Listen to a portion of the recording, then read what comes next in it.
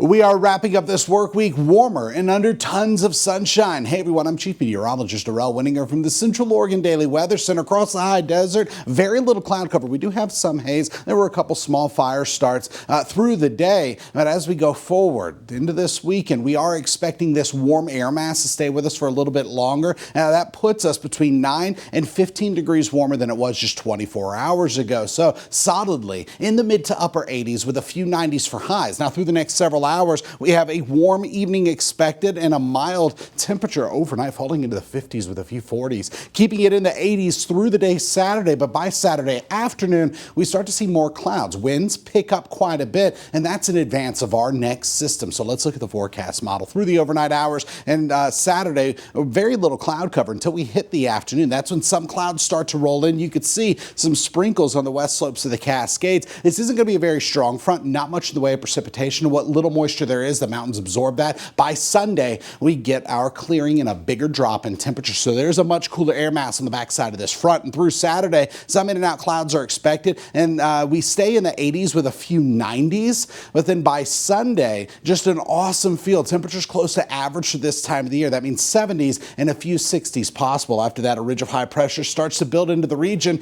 That triggers our next warming trend. So for tonight, 50s and some 40s expected. Very little cloud cover. That 7-day planner shows our continued warmth tomorrow, then a dip in temperatures with a gradual warming trend as we start June. Weather that matters to you. Watch Central Oregon Daily News and Good Morning Central Oregon.